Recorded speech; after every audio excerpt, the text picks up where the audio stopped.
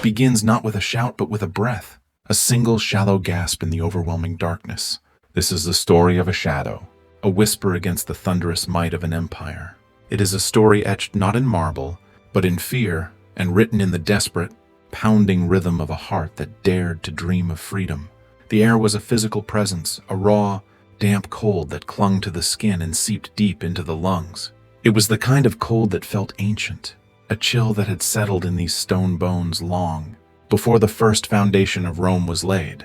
Each inhalation was a struggle, a shallow scrape that tore at a throat already raw with a fear so potent it had a taste, metallic, like a copper coin held under the tongue. Her name was Livia, though she had not been called that in years. In the house of her master, she was girl, or you, or sometimes nothing at all. But in the silent, screaming confines of her own mind, she was Livia. It was a secret she clutched to her chest, a tiny, flickering ember of identity in a world dedicated to extinguishing such things. Her bare feet, soles hardened yet still vulnerable, slapped a frantic, irregular rhythm against the slick, uneven cobblestones. The sound was too loud, a betrayal in the throbbing silence of the sleeping city. Each footfall was a prayer, a curse, a plea. Don't let them hear. Don't let them find me. Let the darkness swallow me whole. Above, a sliver of moon, a cruel and indifferent crescent, cast a sickly bone-white light. It was just enough illumination to be a torment.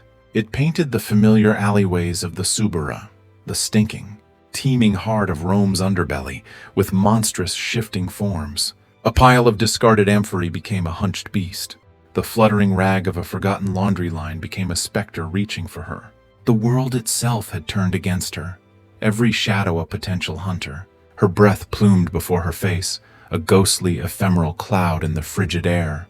It was a fleeting testament to the life burning within her, a life she was desperately, recklessly trying to reclaim. It was the only thing that felt real, this visible proof of her existence in a world that sought to render her invisible. The scent of her recent past was a phantom chain around her neck, the cloying, sweet smell of spoiled wine from a broken jar in the cellar where she'd been locked for a minor infraction, the pungent, ever-present odor of stale urine from the public latrines she was forced to clean, the underlying meaty rot of the city's refuse, the everyday perfume of confinement and poverty. It clung to her simple woolen tunic, a moving advertisement of her station, a smell she could never wash away. Her muscles, unused to such sustained, panicked exertion, screamed in searing protest. They were a tapestry of old aches and fresh tremors, a body pushed far beyond its limits. But the alternative, the certain, soul-crushing return to the house of Lucius, the man who owned her, was a paralysis of the spirit far worse than any physical pain. The memory of his voice, cold and flat, giving orders. The memory of the lash, not as a constant but as a perpetual, terrifying possibility.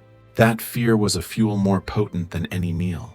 Every rustle of a rat in the garbage, every creak of a shifting timber in the overcrowded insula that leaned precariously over the alley, every distant, lonely bark of a guard, dog from the Palatine Hill. Each sound was a hunter's footfall. Each one was a shadow that seemed to stretch, to grow teeth and claws, to encompass her fragile, fluttering hope. The sheer audacity of her act was a dizzying, terrifying thing. To defy the natural order, to challenge the gods themselves, who the Romans believed had granted them dominion over the world and all its peoples. A slave was property, a living tool, and a tool that dared to think, to feel, to run. That was a tool that needed to be broken, visibly, undeniably. She pushed deeper into the labyrinthine darkness, a small, defiant tremor against the vast, crushing weight of the empire. The chill that seeped into her bones now was not just from the biting wind that snaked through the narrow streets. It was the cold grip of what lay behind, the cold certainty of what awaited her if she failed. Her mind, unbidden, conjured them. The pursuit. She could almost hear it, the heavy synchronized thud of Caligay, the hobnailed sandals, of the city watch, or her master's private guards on the cobblestones. The guttural, impatient shouts as they fanned out, the straining of leashes in the hands of men whose faces were carved from the same unfeeling stone as the statues in the Forum, men for whom she was not a person but a problem, a misplaced asset. This image, born of pure terror, was also a cruel whip against her flagging will. It spurred her on around a corner, through a puddle of something foul and cold that splashed up her shins, making her gasp. Her eyes, wide and straining in the gloom, darted like trapped birds, searching for any break in the oppressive darkness, any sign of refuge in this indifferent, sleeping world. The city was a behemoth, a living entity of stone and wood and human ambition, and it was watching her. She could feel it. The silent, shuttered windows of the shops were like a million sightless eyes. The high, blank walls of the wealthy's villas were a fortress of exclusion. To escape its grasp felt impossible, a dream woven from the thinnest threads of desperation. The only warmth in her entire universe was the burning in her chest, the desperate, ragged furnace of survival. It was a painful heat, a tearing sensation with every ragged breath. But it was life. It was her life, and then a sound. It was distinct and it was chilling. It cut through the night's muffled blanket like a razor. Crack! The sharp, unmistakable report of a whip. It was followed a moment later by a distant, mournful cry. Human or animal, it was impossible to tell. It wasn't for her, not yet. It was a coincidence, a routine act of nighttime brutality in the world's greatest city. But to Livia, it was a stark, cold reminder. It was a hand cold as marble, closing around her fleeting, fragile breath of freedom. The sound seemed to hang in the air, poisoning it. In that moment of heart-stopping terror, her focus broke. Her foot, searching for the next step, found only empty air where the cobblestone had crumbled away. The world tilted, a dizzying, sickening lurch. Her arms flailed, grasping at nothing. There was a jarring impact as her knee connected with sharp stone, a flash of white-hot pain. Then she was falling, tumbling forward, into the mud and filth of the alley with a force that knocked the air from her lungs in a single shocked gasp. Silence. For a split second, there was nothing but the ringing in her ears and the throbbing in her knee. The world was a confused, spinning blur of pain and panic. The taste of dirt and blood filled her mouth. Then, the instinct for survival, more powerful than thought, took over. Her hands, scraped and bleeding, scrabbled against the rough, wet earth and slimy cobblestones, pushing her trembling body upright. The cold dampness of the ground seeped through her thin tunic, a fresh layer of misery. Get up, get up! The command in her head was a scream, and then the sound came again. Crack! Closer this time, much closer. It was a cold, sharp sound that didn't just slice through the night.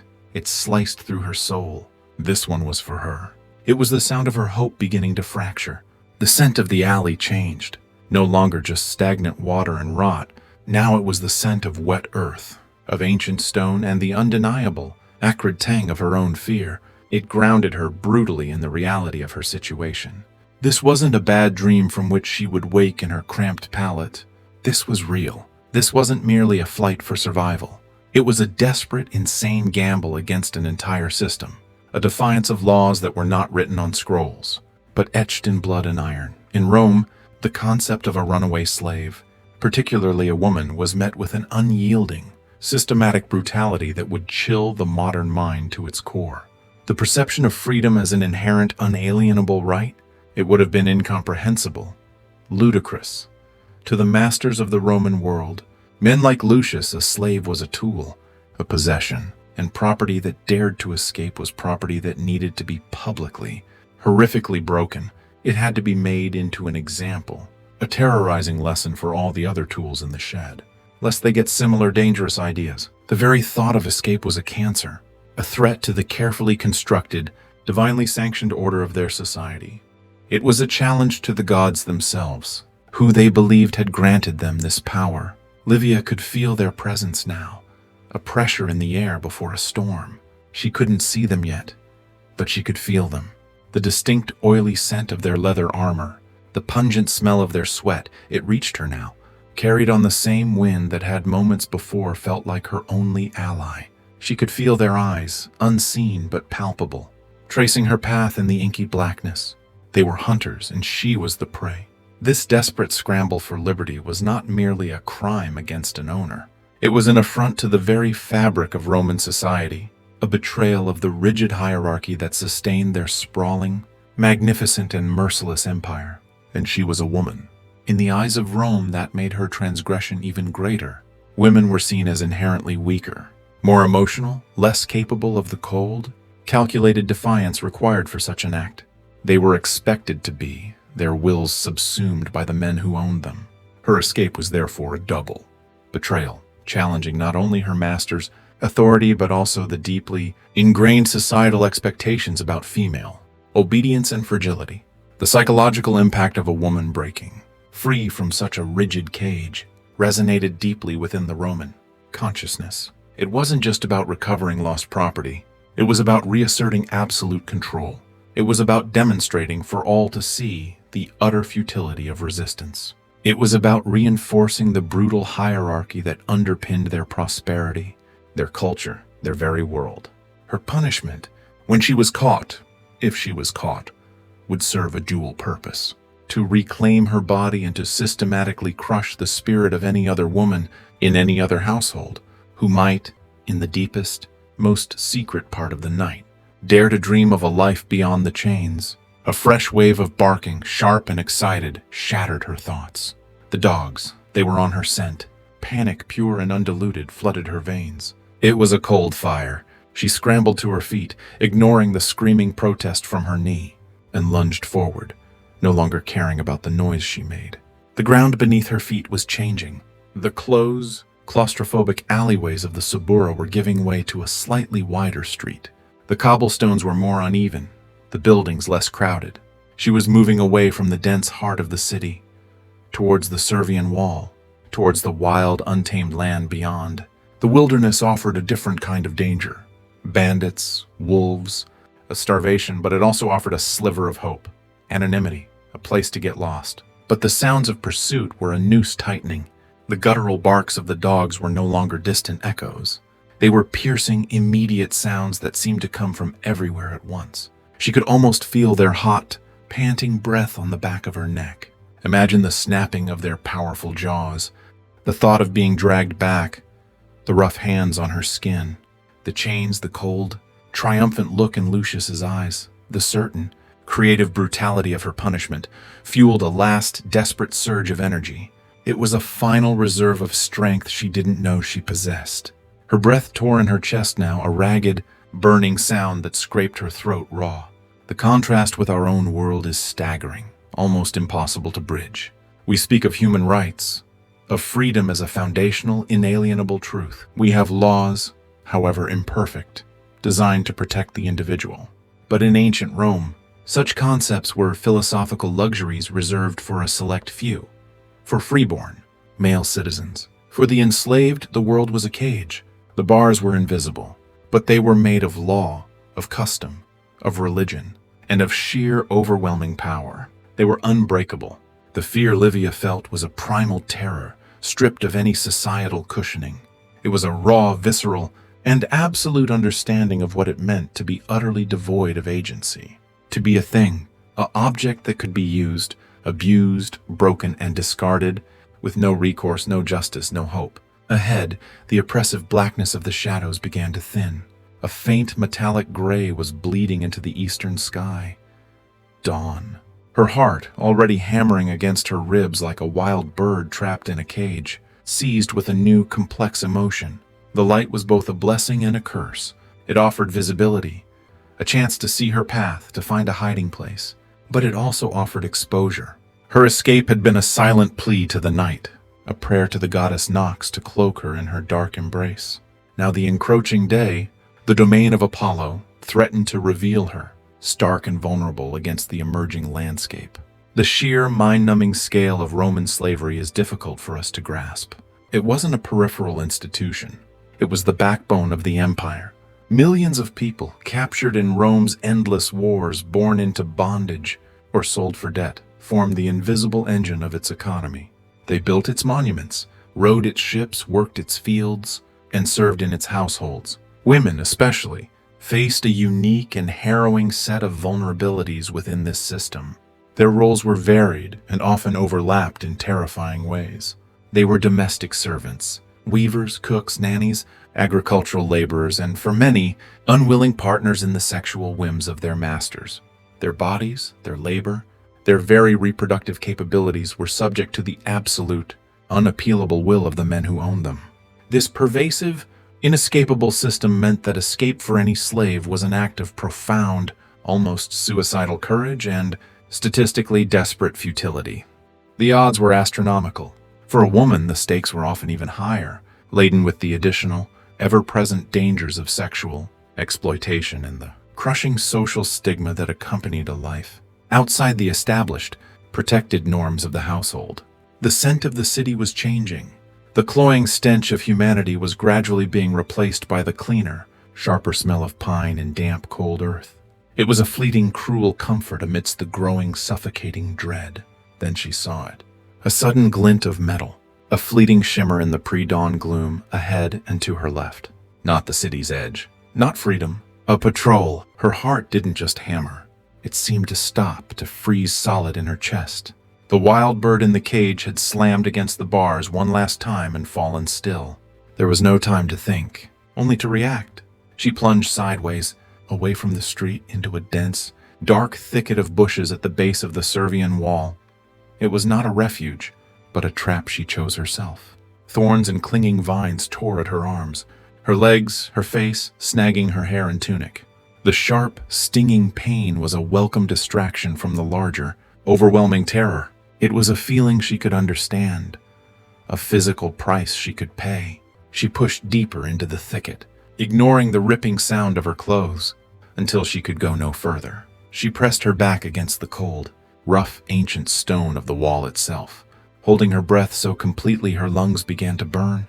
She was in a thorny prison of her own making, and outside, the world she was trying to escape arrived.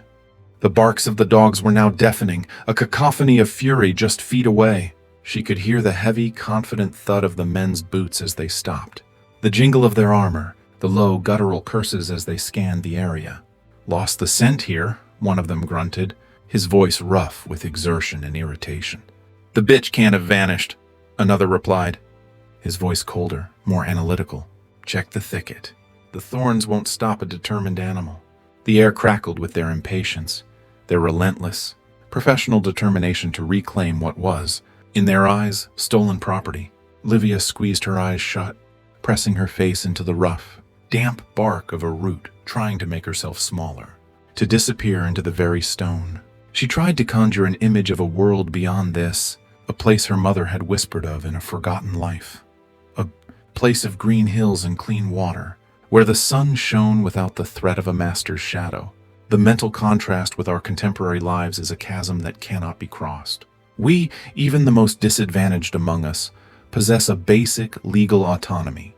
We have an expectation of protection under the law. We own our own bodies. For Livia, and for millions like her, that was the most fantastical of dreams. Her body was not her own. Her will, her hopes, her dreams were considered mere delusions, the fanciful mutterings of a flawed tool. This was the fundamental, brutal truth of Roman slavery. A human being, legally and socially reduced to an object, a vessel for another's desires, another's labor, another's will. The silence of the pursuers broke. A sudden, triumphant shout, sharp and close, echoed through the trees, followed immediately by the violent, crashing sound of bodies forcing their way through the undergrowth towards her. Her heart gave one last, frantic, futile leap against the inevitable. The thorns, her fleeting, pathetic shield, were ripped aside as if they were nothing. A massive, calloused hand shot through the gap, seizing her arm just above the elbow with brutal, bone-grinding force. The game was over. The hand that gripped her arm was like iron, its calluses scraping against her skin. She was yanked from the thicket with a single brutal motion. The thorns, unwilling to release their prize, tore at her skin and tunic, leaving behind a latticework of stinging cuts. But that pain was distant, secondary to the crushing, soul-deep weight of defeat that settled upon her shoulders, heavier than any stone. She stumbled, her legs finally giving way, and fell to her knees in the damp, cold earth. The impact sent a fresh jolt of agony through her already battered body. The chill of the ground seeped up through her bones, a final, mocking embrace from the freedom she had almost touched. Above her, silhouetted against the nascent gray of dawn, stood two figures. They were not the city watch. They were her master's private guards, men she recognized. Their faces, usually impassive in the household, were now grim masks of satisfaction. Their eyes, hard and devoid of any pity, scanned her huddled form as if assessing damaged livestock. One of them, a hulking brute named Cassius, spat on the ground near her feet. "Thought you could outrun Rome, girl?" He grunted, his voice a low rumble. "Foolish. The world belongs to Rome. There is no away." The dogs, massive Molossian hounds, panted heavily, their hot breath forming clouds in the air. They circled her, their low, rumbling growls a guttural song of triumph. Their musky scent, mixed with the smell of their leather leashes, was an invisible noose that had finally tightened. This was the moment. The fragile, beautiful illusion of freedom shattered, dissolving like mist under the harsh rising sun. It was replaced by the cold, hard reality of capture. The scent of the guards' unwashed bodies and the metallic tang of her own fear filled her senses. A perfume of despair. She didn't fight. Not anymore. The fight, the desperate energy that had propelled her through the night, had left her body completely, leaving behind only a hollow, aching void where hope had briefly, miraculously resided. They dragged her upright, their calloused hands burning like brands against her skin. The future stretched before her, a dark, featureless expanse of renewed servitude. But it was worse than that now. It was servitude with a terrifying addition, the absolute certainty of retribution. She knew with a bone-deep certainty that was colder than the morning air, that her escape had sealed her fate. It had marked her for a punishment designed not just to hurt, but to obliterate, to scour the very will to dream of liberty from her mind, to make the thought of it so terrifying that it would never again be entertained.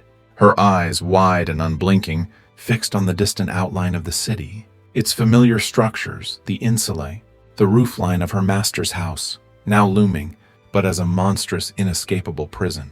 Each step the guards forced her to take back towards it was a descent into a deeper, more profound despair. Cassius's grip on her arm tightened, a bruising reminder of her utter powerlessness. The concept of justice as we understand it was entirely absent from her reality. Her crime was not theft nor violence. Her crime was daring to assert her own humanity. An act deemed unforgivable, a sin against the natural order in the rigid, unyielding social hierarchy of Rome.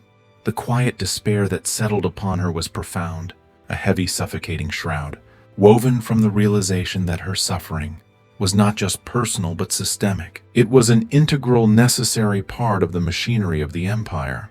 Her pain was a cog in the great engine of Rome, a lesson to keep all the other cogs in line. The very air seemed to press down on her, robbing her of breath.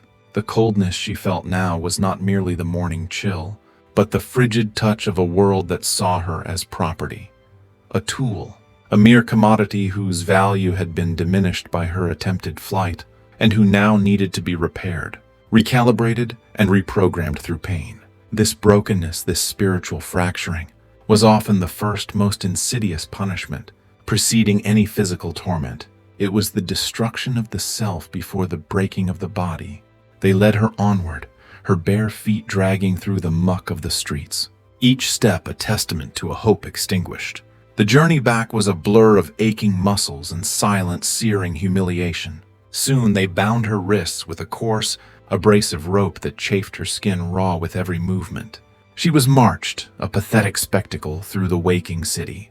The early morning street vendors paused in their work, their hands stilling on baskets of bread and olives. Other slaves, hurrying on their masters' errands, cast furtive, knowing glances, their eyes filled with a mixture of pity and a fearful relief that it was not them.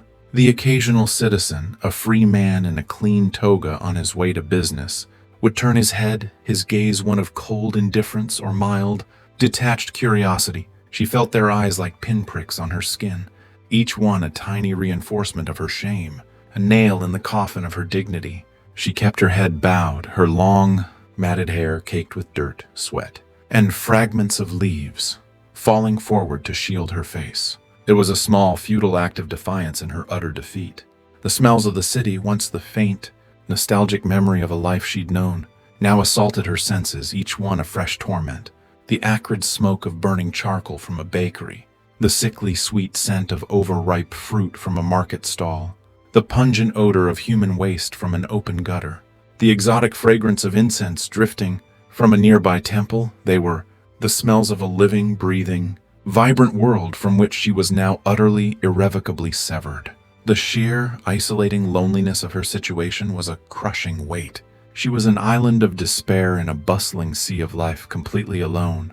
She heard whispers, fragments of conversation snatched from the air as she passed. A runaway from the Lucius estate.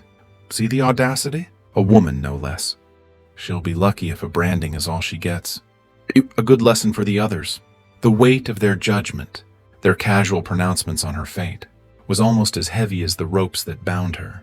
The rhythmic, relentless thud of the guards' hobnailed sandals on the stone pavement echoed in the narrow streets, a drumbeat marking her inevitable return to bondage. The sun, now fully risen, beat down with a harsh, unforgiving light. It exposed every flaw, every tear in her tunic, every streak of dirt and blood on her skin, every bruise blossoming on her arms and legs. There was no hiding now, no protective cloak of darkness. The vibrant colors of the city seemed to mock her drab, defeated state. The painted frescoes on the walls of wealthier homes, the rich, dyed robes of the wealthy, the bright, colorful wares spilling out of the shops. They were a world of beauty and privilege from which she was forever excluded. They passed by a public fountain, its cool, clear water splashing playfully into a marble basin. A sudden, sharp pang of thirst tightened her throat, so powerful it was a physical pain. The simplest comforts, the most basic human needs, felt like distant, unattainable dreams, luxuries she had forfeited by her defiance. Her mind, in a desperate last-ditch attempt to find solace, drifted back to the soft, cool touch of moss on a stone she had leaned against during her flight, to the whisper of the wind through the pine needles at the city's edge. These fleeting sensory memories were like tiny, beautiful lies, and they were quickly, brutally overtaken by the stark reality of the present. She knew the Roman system well enough to understand the script that was being written for her. Her attempted escape, compounded by her gender, would be met with a severity designed for maximum impact. It was not enough to simply punish her. They had to make an example of her, to ensure she would never again dare to dream of freedom, and to show every other slave the absolute futility of such dreams. The air grew thick with the dust of the city, stirred up by the morning's activity. Each particle was a tiny, gritty witness to her despair. They led her not to the familiar, hated entrance of her master's house, but into a public square, smaller than the Forum but busy enough. A crowd was already gathering, drawn by the primal human magnet of commotion and the promise of a spectacle. And in the center of the square stood a makeshift platform, crudely constructed from rough-hewn planks. It stood stark and ominous against the everyday backdrop of city life. Her heart seized in her chest, a frozen, painful lump. This was not merely a return. This was a performance, a public lesson in power. The first brutal punishment awaited her, public humiliation and branding. The crowd's murmur was a living thing, rising and falling, a restless, curious beast hungry for drama. She scanned the faces. Some were grim, their mouths set in tight lines, perhaps remembering their own brushes with power's harshness. Others were merely indifferent, chatting with neighbors as if waiting for a play to begin. A few held a flicker of grim satisfaction, the kind felt by those who take comfort in seeing others put in their place.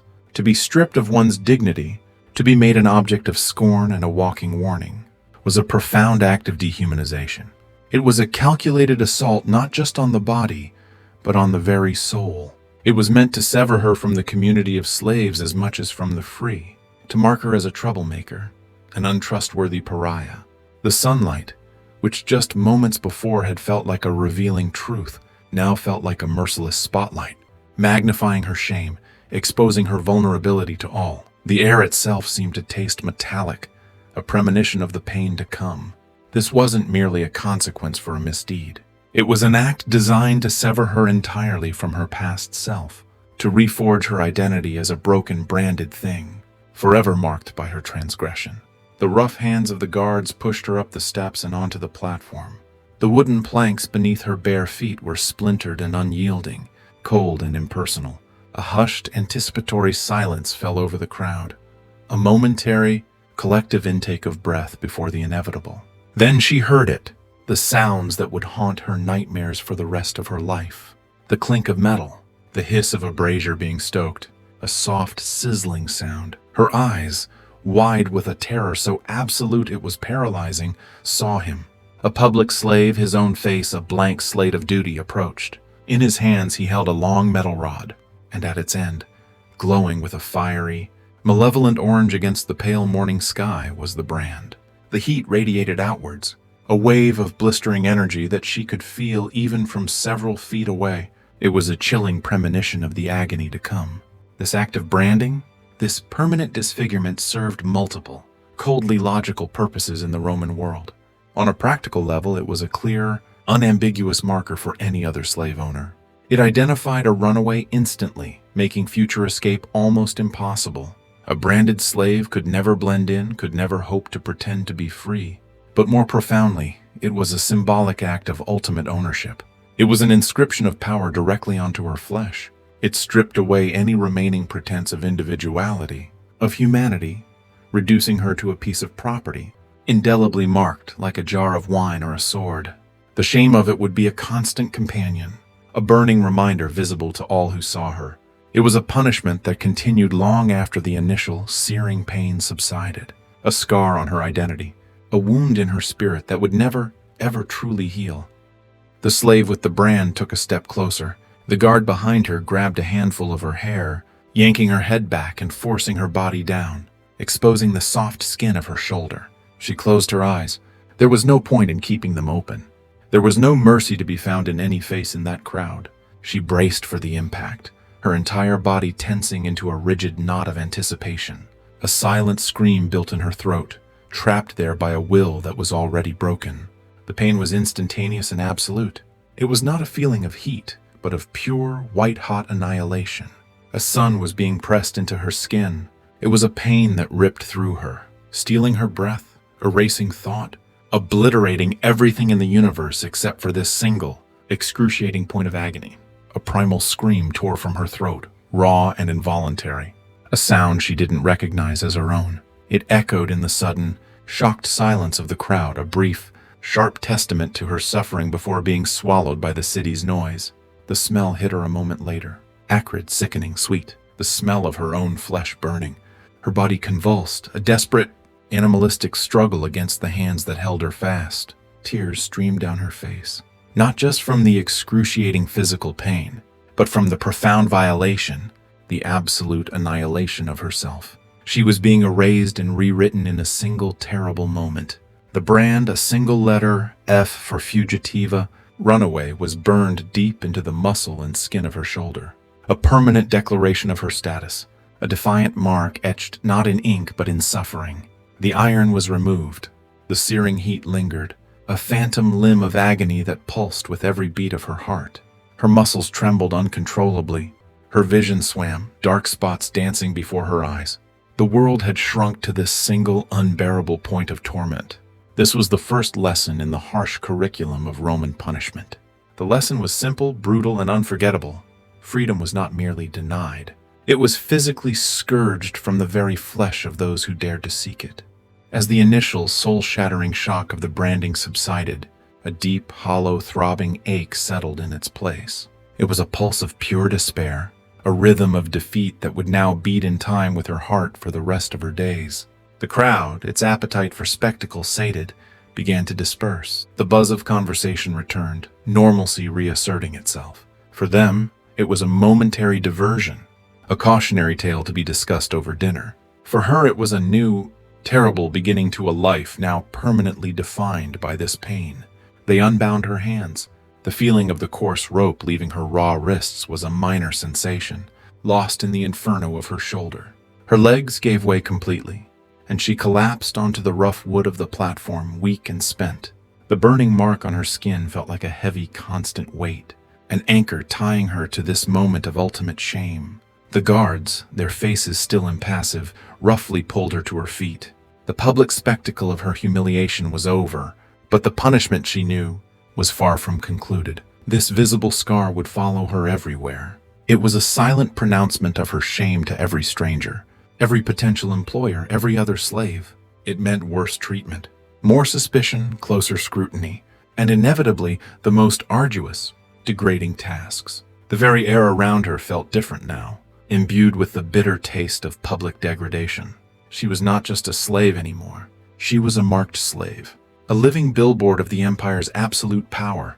The sun, which had once been a harbinger of hope during her flight, now felt like a searing, judgmental eye, casting its light directly upon her branded skin, ensuring no one could miss the lesson she embodied.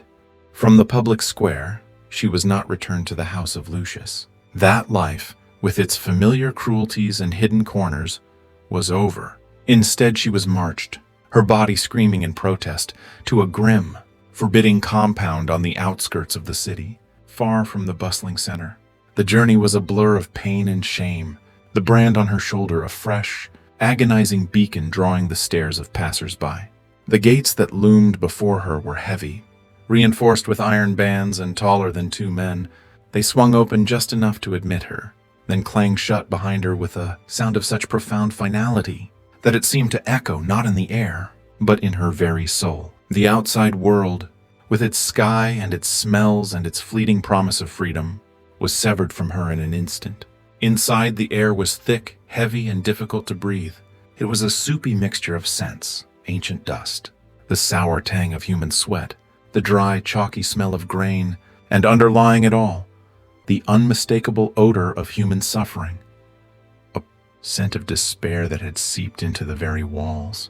This was a pistrinum, a mill, not a small household operation, but an industrial-scale enterprise where the grain that fed the legions and the city's poor was ground day and night, and it was powered not by water or donkeys, but by the sheer unyielding force of enslaved bodies. The sound hit her next.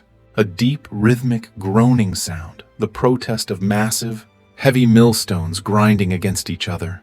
Beneath that was the shuffle, shuffle, shuffle of countless bare feet on a stone, floor worn smooth by endless circling, and layered over it a low, monotonous chant, a wordless drone from the women who pushed the great wooden beams that turned the stones. It was not a song.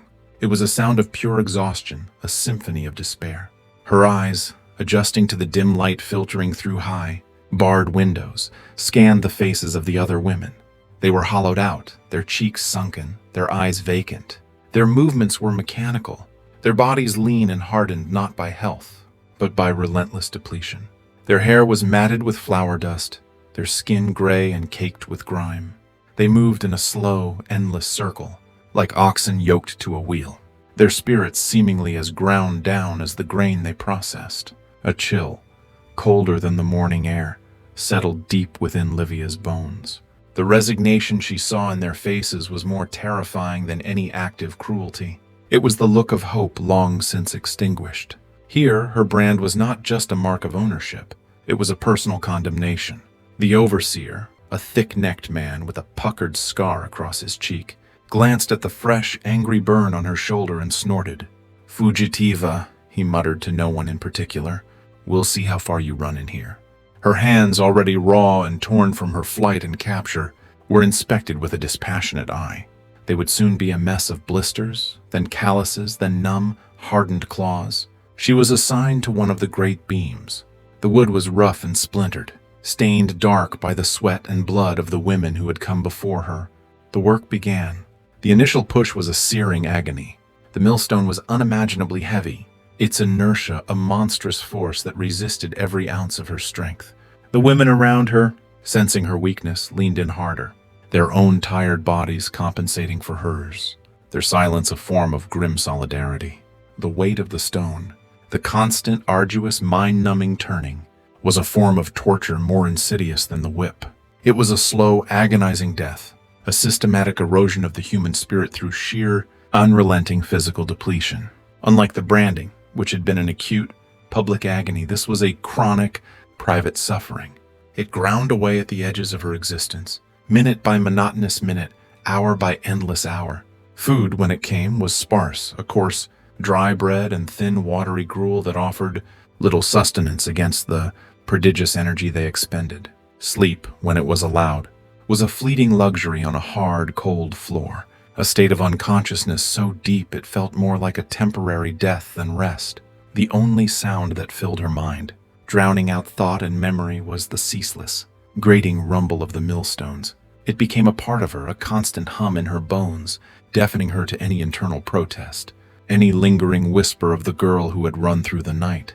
The freedom of movement, the simple, profound act of walking where one chose, right we take for granted with every step, was here replaced by an enforced, repetitive circular motion. It was a grotesque, endless dance of despair. Her muscles, already screaming from the journey, now settled into a permanent, quivering state of protest.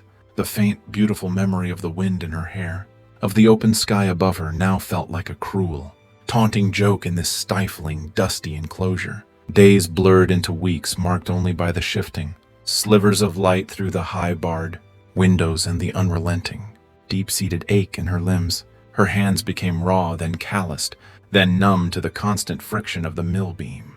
Her shoulders rounded permanently with the strain. Her back was a perpetual, knotted landscape of pain. She felt herself wasting away, her flesh receding, her ribs and collarbones becoming more prominent beneath her skin. She was becoming a living skeleton, animated only by a fading will and the brute mechanics of survival. The overseers were men coarsened by their trade. They enforced the relentless pace with sharp curses and the occasional, casual crack of a whip across a lagging back. Their faces were hard and unforgiving. They saw only bodies to be driven, production quotas to be met, not individuals with histories or souls. A tear, a stumble, a moment of hesitation was not met with pity, but with immediate brutal correction. This was the second brutal punishment, a prolonged, systematic physical and spiritual torment, designed to crush any lingering remnants of defiance, to grind her down until she was as fine and featureless as the flour they produced. The dust from the grinding grain permeated everything. It coated her skin in a pale, ghostly film. It filled her lungs with every breath, making each inhalation a gritty, rasping effort. She developed a dry, hacking cough that would shake her frail body, a constant, physical reminder of the bitter reality of her existence. Her voice, once capable of soft speech, became a hoarse, disused croak. Conversation among the slaves was minimal, reduced to hushed whispers of shared despair or terse warnings about the overseer's mood. The constant, deafening drone of the millstones became the white noise of her life, the ceaseless soundtrack to her diminishing existence. The light from the small, high windows seemed to mock her. It offered tantalizing, fleeting glimpses of a blue sky she could not touch, of clouds drifting in a world she was no longer part of. Her sense of self, the last vestiges of Livia, were slowly eroding, being replaced by the monolithic identity of a laborer, a cog in a vast grinding machine that cared nothing for her. The irony was bitter, and in her rare moments of clarity, she could taste it. The very food that sustained the empire, that fed the legions that conquered new lands to bring back more slaves like her, was produced by the systematic destruction of human bodies. They were being ground down, just like the grain. She would wake each morning, if the few hours of stupor could be called, waking with a groan, her body a single unified ache, facing another endless, identical cycle of toil under the unforgiving eye of the overseer.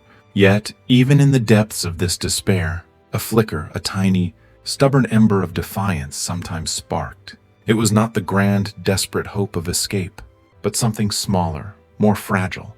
Perhaps it was the shared, fleeting glance with the woman pushing next to her, a silent, momentary acknowledgement of mutual suffering, or the brief, almost imperceptible slowing of the millstone when the overseer's back was turned, a collective, unspoken agreement to steal a single second of rest, a shared sip of water passed from one parched mouth to another.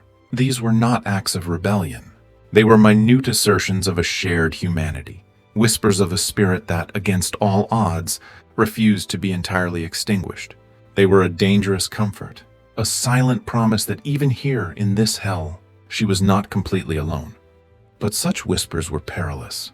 The Roman system was a finely tuned instrument of control, designed to detect and brutally suppress even the faintest glimmer of renewed hope, especially in a recaptured runaway.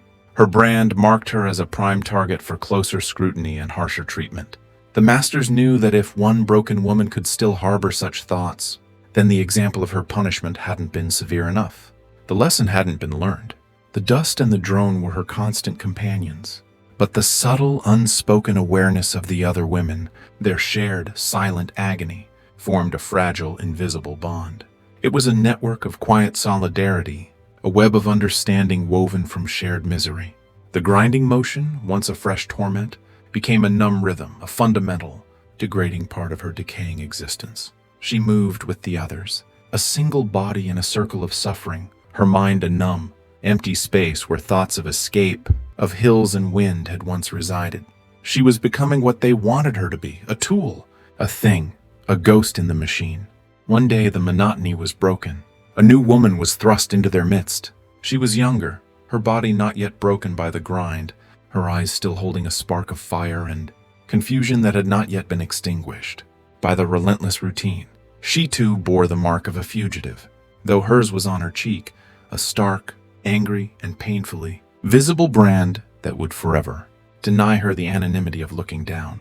As the new woman was shoved toward an empty spot on the beam, her eyes met Livia's.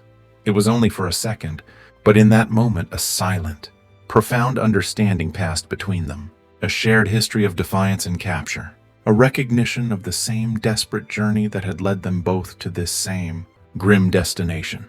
This shared pain, however, was a double-edged sword. While it fostered a fleeting, electric sense of connection, it also highlighted the brutal, chilling efficiency of the Roman system. Each new branded face was a fresh testament to the empire's reach and power, a grim confirmation of a terrible truth. No matter how many escaped, no matter how fast they ran or how cleverly they hid, the machine would always find them, break them, and throw them into the grinder. The air in the mill grew thicker with the added presence of yet another defeated soul. The new woman's arrival served as a stark, chilling reminder of the cyclical, inescapable nature of their fate, a desperate flight, a brutal recapture, and a life sentence to a fate that was, in many ways, worse than death. The monotony of the mill was briefly broken by this new presence. It was a pause, a ripple in the endless cycle of suffering. But the inevitable return to the grind was swift and unforgiving. The rhythm reasserted itself, the groaning of the stones swallowing the brief disruption. And then a new sound entered the symphony of despair. Whispers.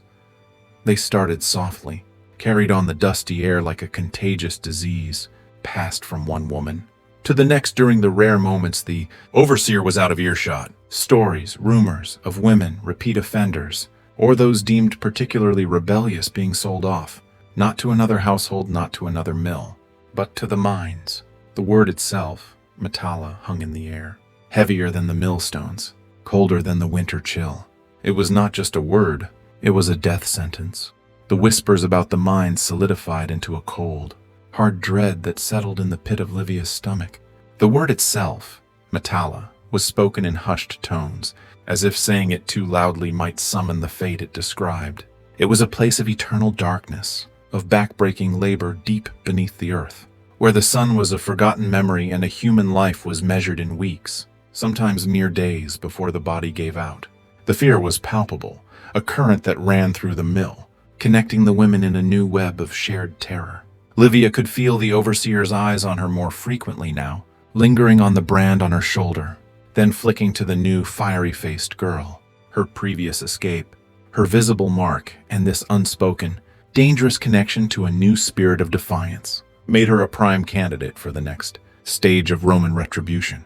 She was a lesson that needed a final brutal chapter. One brutal morning, as the first gray light filtered through the high windows, the order came. The grinding did not stop, but the overseer's voice cut through the rumble like a knife. "You, fugitiva, step out." The command was for her. The millstone she pushed shuddered to a halt as her hands fell away. The other women did not look at her. They stared straight ahead, their faces masks of fear and profound, helpless pity. There were no goodbyes, no farewells. There was only the grim, silent understanding that one of their number was being taken to a place from which no one returned. She was grabbed roughly by the same guard who had first captured her in the thicket. His grip on her branded arm was like a vice. She looked back once, a final, fleeting glance over her shoulder. Her eyes met those of the new woman. In that silent exchange was a message of resignation, of despair, and a warning. A farewell between two souls who had shared a moment of recognition in hell. The gates of the mill clanged shut behind her, but this time the sound was not one of containment, but of expulsion. She was being cast out, sent to a deeper, darker oblivion. The journey to the mines was long and arduous, a slow, jolting procession into a landscape that seemed to shed all signs of life. She was huddled in the back of a wooden cart with other condemned souls, men and women, all bearing the physical and spiritual marks of their transgressions. Their faces were gaunt, their eyes vacant, their bodies already speaking of exhaustion and defeat. The air grew colder and thinner as they climbed, filled with a new, acrid scent, the metallic tang of ore and the pervasive stench of rock dust and despair. As they approached, the mines loomed on the horizon. They were not buildings, but wounds in the side of a massive, scarred mountain, gaping, dark mouths exhaling a chilled, dusty breath. The landscape was one of stark, raw earth, stripped of vegetation, littered with slag and broken tools. It was a monument to human suffering on an industrial scale. The sounds that carried on the wind were chilling. The dull, repetitive thud of picks striking unyielding rock, the distant, ominous rumble of a controlled collapse, and beneath it all, a low, mournful hum, the collective sound of hundreds of trapped and broken voices. The sight of the main entrance, a dark maw that seemed to swallow the light itself, filled Livia with a terror so profound it was almost peaceful. This was the Empire's ultimate solution for the intractable, for those who could not be broken by the whip or the mill. For those who dared to defy its absolute power, the answer was simple. Bury them alive in the service of its insatiable appetite for wealth. As they were unloaded, the scale of the operation became terrifyingly clear. Hundreds of figures, small as insects against the vast mountain, moved in slow, painful processions. They dragged heavy baskets of rock, their bodies bent and twisted, their skin pale and gray in the faint light. The guards here were different from the mill overseers. They were harder, their faces carved into permanent sneers by the constant proximity to death. Their whips were never idle, cracking with a casual cruelty that spoke of absolute authority. The very light of the sun seemed to weaken and die as they marched towards the mine entrance, swallowed by the immense shadow of the mountain. Livia took one last look at the sky, imprinting the feeling of its vastness on her mind.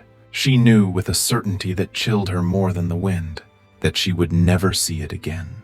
Inside the mine, the darkness was not an absence of light, but a physical presence. It was a heavy, suffocating blanket that pressed in on all sides, so complete it felt like being buried alive. The only illumination came from flickering oil lamps set at distant intervals, their weak, smoky flames casting grotesque, dancing shadows that made the cramped, low-ceilinged tunnels seem to writhe and close in around her. The air was thick, almost liquid, with the smell of damp earth, human sweat, and the sharp, pungent odor of human waste. Each breath was a struggle, a fight against the oppressive, lung-clogging dust that hung perpetually in the stagnant air. The sounds were a symphony of horror, the incessant, jarring clang of iron picks against stubborn rock, the scraping of shovels loading baskets, the low, pained groans of men and women pushed beyond their limits. And most terrifying of all, the unsettling creak and groan of the wooden timbers that barely held back the crushing weight of the mountain above them. She was given a heavy pickaxe. The handle was rough and splintered, its weight an insult to her already weakened, battered body. She was pushed into a narrow, claustrophobic vein so low she had to hunch over. The more experienced slaves around her worked with a numb, mechanical rhythm. Her first swing was a pathetic, weak thing. The pick glanced off the rock, sending a jarring shock up her arms. The second swing was harder, fueled by a surge of desperate anger. A small chip of rock flew off. The third swing and the fourth and the fifth, each one sent waves of pain through her arms, her shoulders, her back. This was not work. It was a slow, deliberate daily form of execution.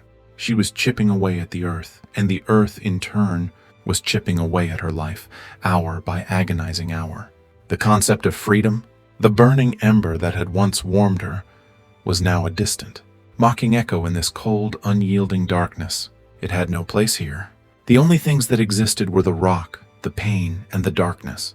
The damp, bone-chilling cold of the mine seeped into her, a constant, pervasive shiver that no amount of exhausting labor could banish. Water trickled endlessly down the rough-hewn walls, forming icy, muddy puddles underfoot that made every step treacherous. The overseers, mere shadowy figures in the dim, smoky light, moved with a predatory silence, their whips cracking out at random, a constant reminder that any slowing of pace, any moment of rest, would be met with immediate stinging pain.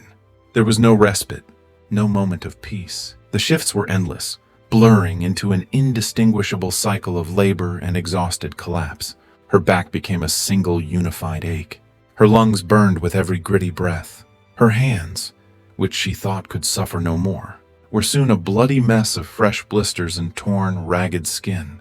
In the depths of this new hell, she found herself longing for the simple, familiar ache of the mill, for the distant, teasing glimpse of the sky through the high windows. Here, trapped beneath millions of tons of rock, even memory felt like a betrayal. The only things that mattered were the next swing of the pick, the next basket of ore, the next ragged, dust-filled breath. This was a place where human dignity was stripped away, layer by layer until nothing was left, where bodies were treated as disposable tools, to be used until they broke, and then discarded in unmarked pits, replaced by a fresh shipment of the condemned. And always there was the fear, the constant, looming, silent terror of a cave-in, a sudden tremor in the earth, a shower of dust and pebbles from the ceiling, a loud, splintering crack from a supporting timber. Each one would send a jolt of pure, undiluted panic through the tunnel. It was a fear that never left, a silent scream held in every heart. Days turned into an indistinguishable hell of darkness and toil. Her eyesight, strained against the perpetual gloom, began to fail. She saw only shifting shadows and the dull, faint gleam of the ore they sought. Her skin, which had once been tanned by the sun, became a pale, sickly gray streaked with dirt and sweat. Her hair was a matted, filthy nest. Her fingernails were broken and blackened with grime. She moved like an automaton, her body obeying the commands of the overseer's whip, her mind a numb, empty cavern where the person named Livia had once lived. This was the ultimate goal of the mine punishment, not just to extract wealth from the earth, but to extract every last spark of humanity from the enslaved, to render them utterly incapable of resistance, of independent thought, even of memory, to break them down into something less than human. The relentless physical demands, coupled with the profound sensory deprivation, the absence of sun, of sky, of color, of clean air, conspired to create a living death, a slow, suffocating descent into a madness born of pure, unending despair. The rhythmic, mind-numbing clang of the pick became the only soundtrack to her, diminishing existence. Then one day, it happened. A sound different from all the others. A deep, heavy, grinding thud followed by a roar of collapsing earth. It was closer than any before. A section of the tunnel not far from her own had given way. Panic, raw and primal, erupted. The rhythmic clanging ceased, replaced by the terrified, muffled screams of the trapped and the desperate, futile shouts of those trying to dig them out. The dust, thick and choking, filled the tunnel, carrying with it the fresh, sweet, sick scent of crushed rock and unmistakably blood. Livia stood frozen, her own heart hammering against her ribs like a frantic bird, as the guards, indifferent to the lives lost, shouted orders not to rescue but to secure the area. Their main concern was preventing any other collapses and ensuring no one used the chaos as an opportunity to flee, a laughable concept in this underground labyrinth. The incident, a common, calculated risk in Roman mining, was a stark, final reminder of the ultimate fragility of life here. It underscored the absolute expendability of a slave. A human life was worth less than the vein of silver or lead it yielded. The mountain was a capricious, insatiable god, and they were its daily sacrifice. The horror of the moment, the chilling, bureaucratic indifference of the guards, sealed her internal prison tighter than any physical chain ever could. In the suffocating darkness, surrounded by the echoes of dying screams, the last flickering light of hope within her finally sputtered and went out. She was no longer a woman being punished. She was a ghost, already dead, waiting for her body to catch up. Miraculously, Livia did not die in the mines. She survived the collapses, the lung sickness, the starvation, and the slow grinding down of her body. But when she was finally brought back to the surface, months or perhaps years later, time had lost all meaning in the eternal night. She was a ghost of her former self. She was scarred far deeper than any brand could mark her. The mines had carved their inscriptions directly onto her soul. Her survival was not a reprieve. It was a transfer, A new stage of punishment? She was not freed. She was re-enslaved, sold to a new master at a bargain price, her broken body and notorious history making her a risky, though cheap investment. Her new owner was a man named Gaius Severus, a minor official known not for his wealth, but for his extreme and inventive cruelty. He was a corpulent man with small, flinty eyes that held no warmth, only a cold, calculating intelligence. He saw her branded arm not as a simple mark of ownership, but as a personal challenge, a puzzle of pain to be solved. Her defiance, even if broken, was an affront to his sense of order. This was the fourth brutal punishment, re-enslavement under conditions, meticulously designed to be a personalized hell, a descent into a specific, intimate darkness far worse than the impersonal horror of the mill or the mine. Her new home was a sprawling, neglected villa on the outskirts of a provincial town. Its grandeur was faded, its plaster peeling, its air thick with an unspoken menace and the smell of decay. The other slaves in the villa moved like phantoms, their eyes perpetually downcast, their movements furtive and silent. They gave her no welcome, only silent, fearful warnings with their averted gazes.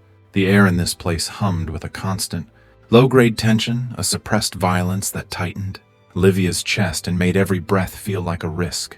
Here, the constant, back-breaking physical toil was replaced by a more insidious, more psychologically draining form of suffering. It was a world of unpredictable cruelty, of constant paranoid surveillance, and of arbitrary, capricious wrath. Her duties were varied and endless, designed for maximum humiliation and fatigue. One day, she would be grinding grain with a small, inefficient hand mill, a bitter echo of her past. The next, she would be forced to carry heavy amphorae of water until her arms trembled and gave way. She was made to serve the master personally, holding a basin for him to wash, her body rigid with the expectation of a sudden blow. The lash was always present, but often, the most painful punishments were the psychological ones. A casual public shaming for a perceived slight, being denied food for a day while being forced to watch others eat, the constant whispered threat of harming the younger, more vulnerable house slaves if she failed to comply in the most minute detail. She learned to anticipate his moods, to read the subtle shifts in his posture, the tone of his voice. She learned to become invisible, to blend into the shadows of the room, to stifle any flicker of emotion, a flinch, a tear, a spark of anger that might draw his attention. This was a terrifying dance on the edge of a precipice, a world stripped of any predictability or safety. The casual, almost routine nature of the cruelty was what truly shattered the last of her spirit. It wasn't born of hot passion, but of a cold, dispassionate exercise of power. It was a game to him. Her spirit was his new conquest. The fear became a physical part of her, a cold, hard knot of dread in her stomach that never loosened, not even in her fitful sleep. Each sunrise brought not the promise of a new day, but the heavy dread of another cycle of unpredictable torment. Her body, already broken by previous ordeals, found new ways to ache. Her spirit plumbed new depths of silent despair. The other slaves, who might have been a source of solidarity, were now competitors for the master's limited and conditional indifference.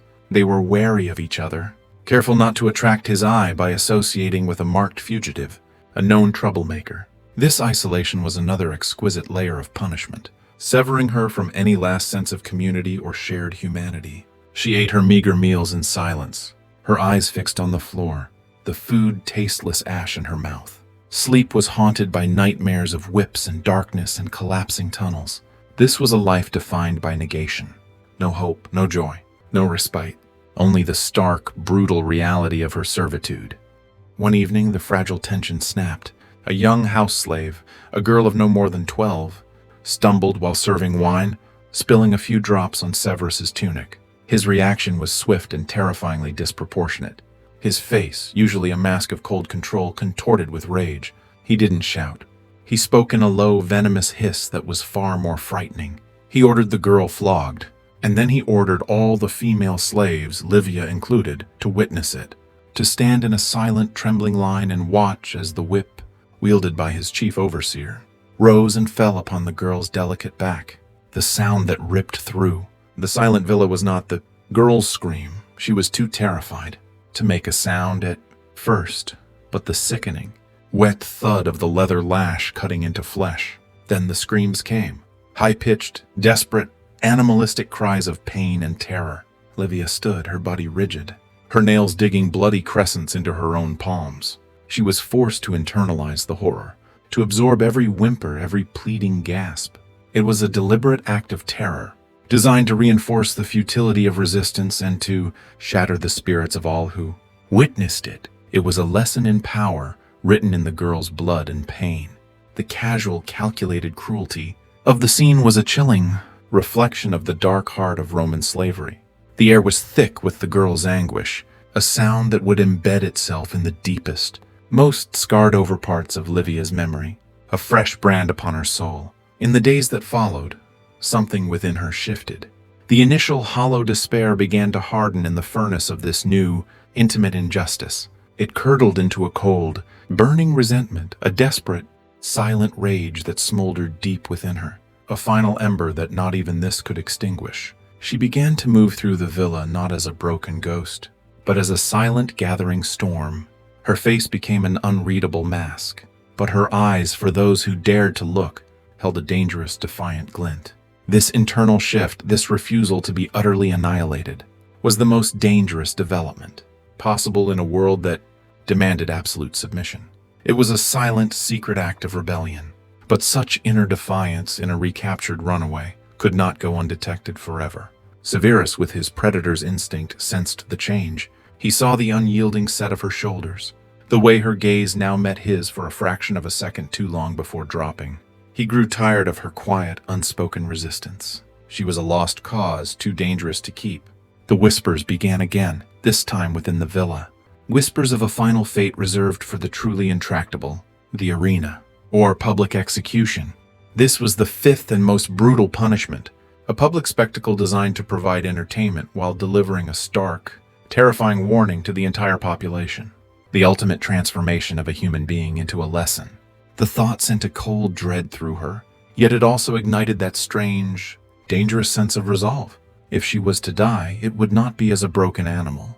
It would be on her own terms, in her own silent, unyielding defiance.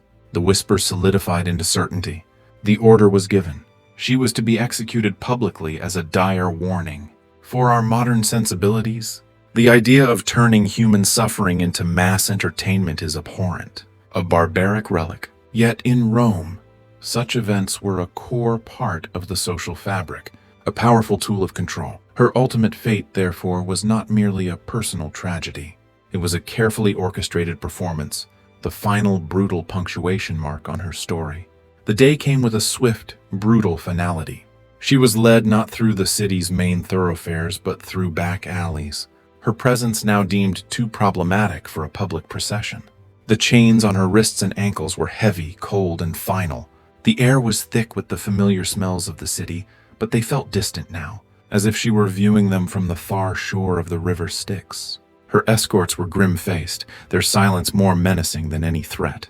She felt no more fear, only a profound, bone-deep weariness and a strange, crystalline clarity. This was the culmination, the end of the road for the shadow that had dared to become a woman.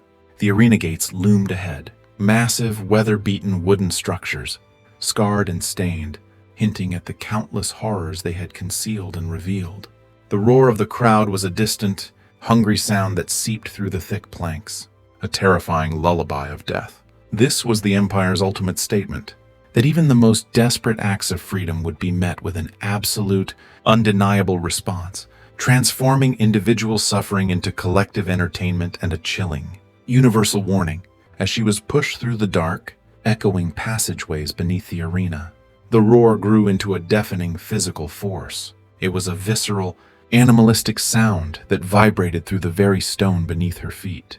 The smell was a palpable, heavy perfume of impending death. Blood, sweat, fear, and the dusty, coppery scent of the sand. She saw the other condemned. Mostly men, thieves, murderers, failed gladiators, their faces a gallery of terror, grim resignation, and wild, desperate courage. Her position as a woman, a domestic slave, in this violent finale made her a more potent, unusual symbol, a unique cautionary tale. Her mind was preternaturally clear. The fear was still there, a cold current running beneath the surface, but it was overshadowed by a fierce, untamable determination. If her life was to end here, in this place of spectacle, she would face it not as a slave, not as a fugitive, but as herself. She would meet their gaze with a gaze that reflected her unbroken spirit. It would be her final, silent act of defiance. The metal gate before her groaned as it was raised, revealing the blinding, shocking sunlight of the arena floor. The vast, seething, expectant crowd, the blood-stained sand. For a split second, she did not look at the crowd or the sand or the officials in the imperial box. She looked up, past the tiered seats, past the roaring, faceless masses, to the vast, indifferent, beautiful blue sky. A profound, melancholic sigh escaped her lips. This was not merely the end of a life. It was the final, brutal period at the end of a sentence that had been her entire existence. Stepping onto the sand, the sudden glare was disorienting. The roar of the crowd intensified, a wave of sound crashing over her. She raised her head slowly, deliberately. Her eyes, squinting against the sun, scanned the sea of faces. Not in fear, not in supplication, but in a final, defiant act of presence. She saw them, a blur of humanity. Some eager for the spectacle, some merely curious, others with a fleeting flicker of pity. But none of them, not a single one, could ever grasp the journey that had led her to this moment. The depths of despair, the desperate burning hope, the feel of moss and wind, the grinding stones, the darkness, the cold, calculating cruelty. The guards positioned her in the center of the arena, facing the imperial box. And there he was, Gaius Severus. He had come to watch. His face was a mask of cold satisfaction. He had sought to break her, to erase her will, and in his eyes, in this final moment, he had succeeded. But as she stood there, small and alone in the vast space, she knew with every fiber of her being that he had not.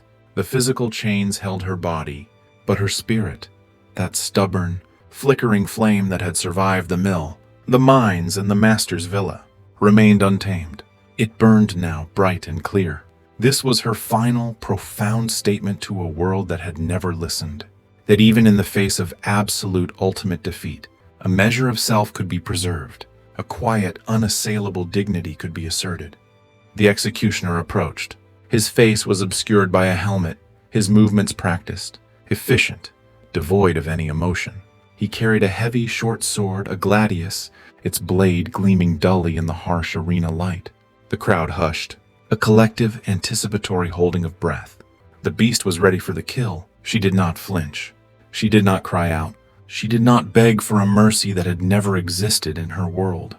Her eyes remained fixed, not on the executioner, not on her gloating master, but on a distant point beyond the high arena walls, on the faint, hazy, beautiful outline of the hills she had once, a lifetime ago, tried to reach. In that last suspended moment, she was not a slave. She was not a runaway. She was not a branded piece of property. She was simply Livia, a woman, reclaiming in her final, silent breath the agency, the self, that had been so brutally, systematically denied her from the very beginning. The sound of the sword was swift, a clean, sharp hiss as it cut through the air. It was followed by a single, unified gasp from 10,000 throats. The sun beat down on the blood-stained sand, utterly indifferent to the life that had just been extinguished, to the silent, defiant scream that had finally been silenced. And as the dust slowly settled, the echo of her struggle lingered, a faint, almost imperceptible whisper in the vast, indifferent expanse of history, a testament to the unyielding human spirit that dared, against all odds and reason, to dream of freedom, even in the face of the most brutal empire the world had ever known. Her story was lost to the official records, her name forgotten by history, but the echo of her defiance, the whisper of that desperate dream, never truly faded. It is a whisper that reminds us that the value of a life is not measured by its length, or its comfort, or its recognition, but by the strength of the spirit that lives it. And that even in the darkest of times, the most profound freedom can be the one they cannot touch,